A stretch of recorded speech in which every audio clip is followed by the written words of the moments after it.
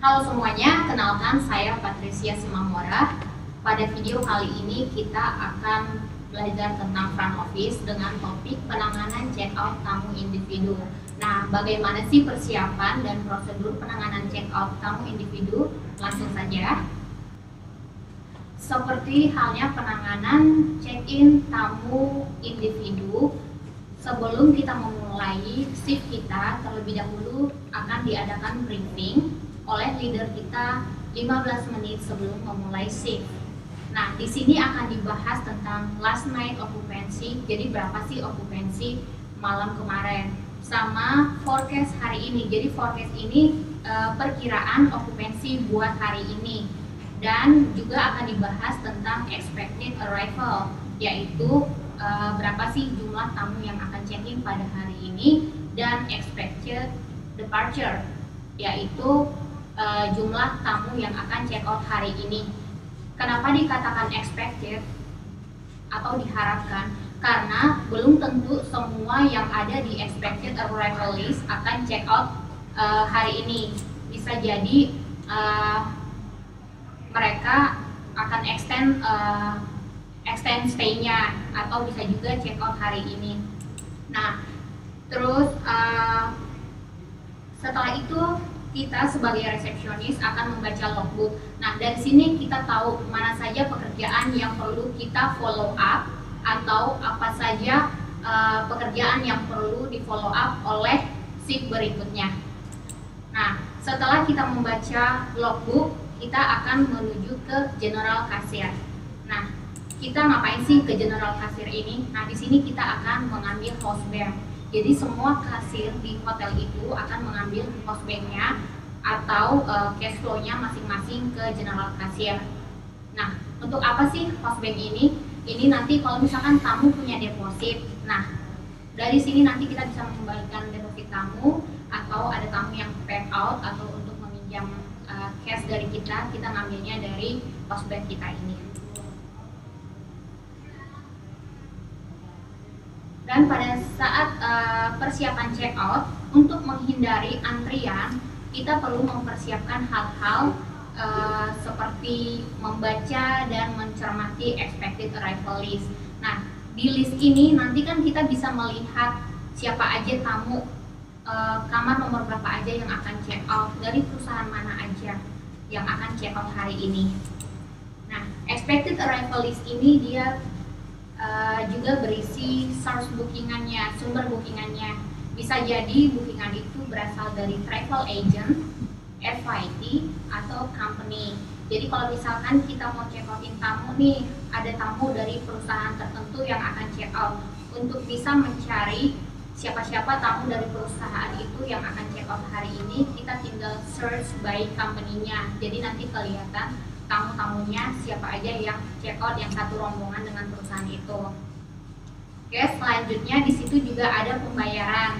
Pembayaran ini kita bisa melihat di sini apakah bookingannya itu berasal dari travel agent.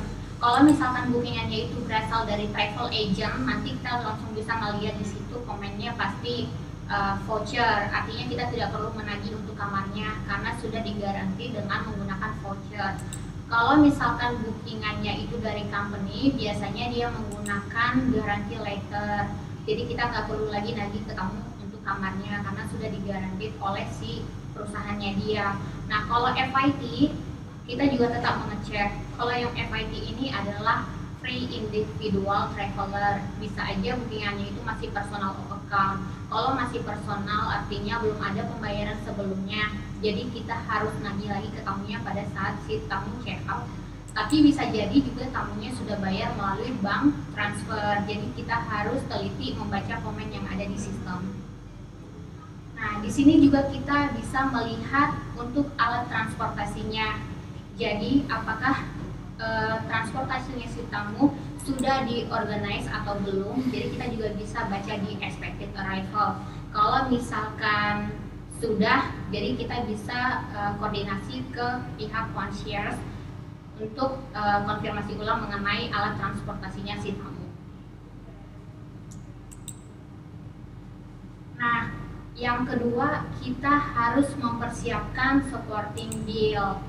sporting bill ini adalah rekening penunjang, bisa jadi dari laundry, restoran, room service, atau minibar. Yang ketiga, pastikan semua rekening penunjang sudah diposting ke dalam rekening tamu. Sekarang kita membahas tentang prosedur check-out ataupun keberangkatan tamu.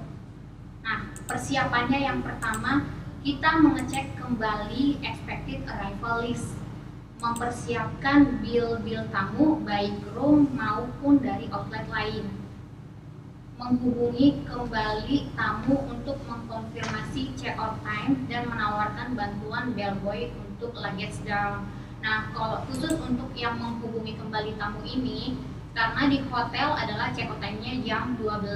Jadi biasanya sebelum jam 12, paling cepat sih di jam 11, si duty manager akan nelpon ke kamar-kamar tamu. Nanti duty manajernya akan mengecek apakah kamar ini akan diperpanjang stay-nya atau check-out hari ini. Kalau misalkan kamarnya mau di extend lagi, otomatis si duty manager akan meminta tambahan deposit untuk kamar ini dan meminta kembali tamu untuk turun ke lobby atau ke counter untuk tanda tangan registrasi baru. Nah, tapi kalau misalkan si tamu mau check out hari itu juga, biasanya kita akan tawarkan bantuan bellboy untuk handle luggage-nya si tamu dan konfirmasi kembali ke tamu bahwa check out time kita adalah jam 12 siang, jadi supaya tamunya tidak telat keluar dari kamar. Nah, sekarang kita sampai di menangani pembayaran tagihan tamu.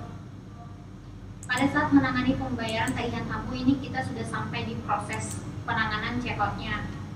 Di sini sebagai reception, pada saat tamu mendekati lobby, kita harus greeting. Greeting itu adalah salam.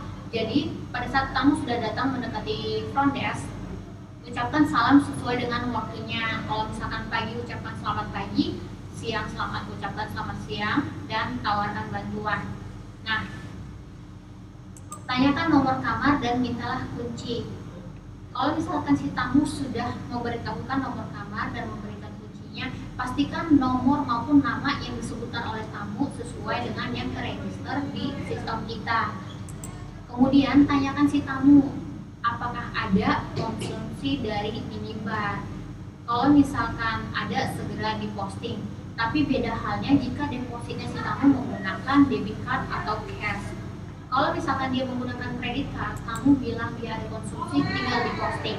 Tapi kalau menggunakan cash atau debit card, kita harus meminta tamu untuk menunggu di lobby kira-kira 10 atau 15 menit supaya housekeeping bisa mengecek terlebih dahulu kamarnya si tamu. Kenapa harus dicek dulu? Karena kalau misalkan dia menggunakan kredit card dan ada late charge atau tagihan yang belum dilunasi pada saat check out, kita bisa menghubungi tamu melalui kontak yang sudah diberikan oleh tamu pada saat check in, dan kita bisa menge-charge ke kartu kreditnya dia kalau misalkan si tamu sudah setuju untuk membayarkan yang late charge tersebut. Tapi kalau misalkan menggunakan cash, walaupun kita bisa menghubungi tamu, belum tentu tamu mau kembali untuk membayar. Beda halnya tadi dengan kartu kredit.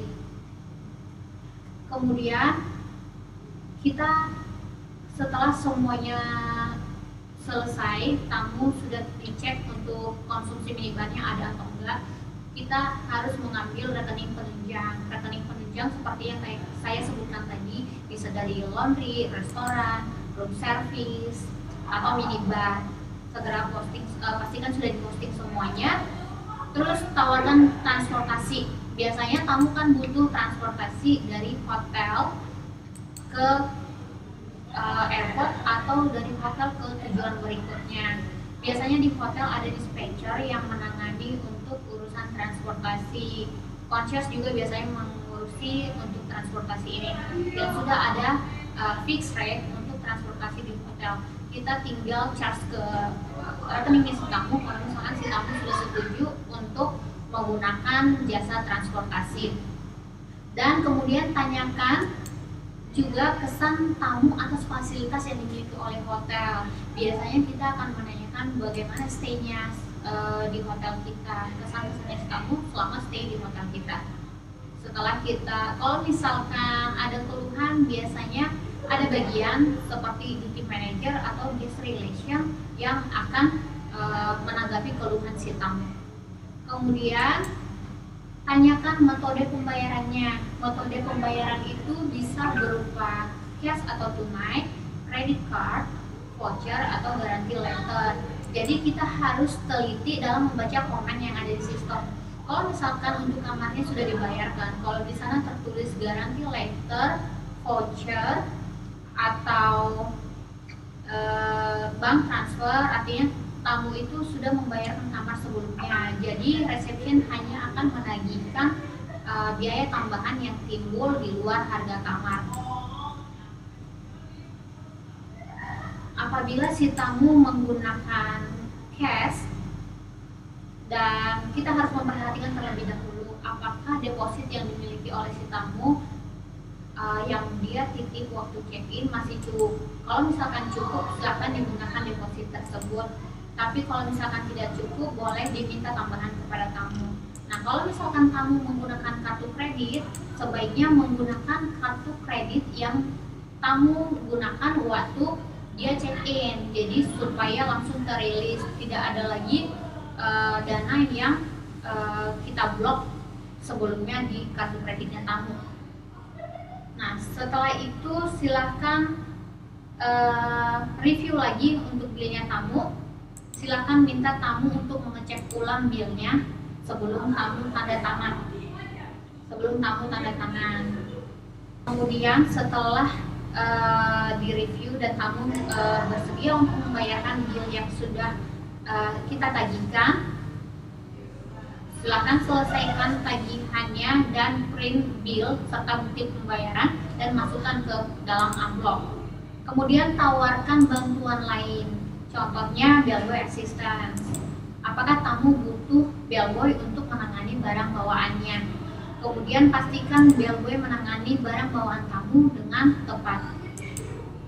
Yang terakhir, ucapkan terima kasih kepada tamu sudah stay bersama kita dan semoga tamu selamat sampai tujuan.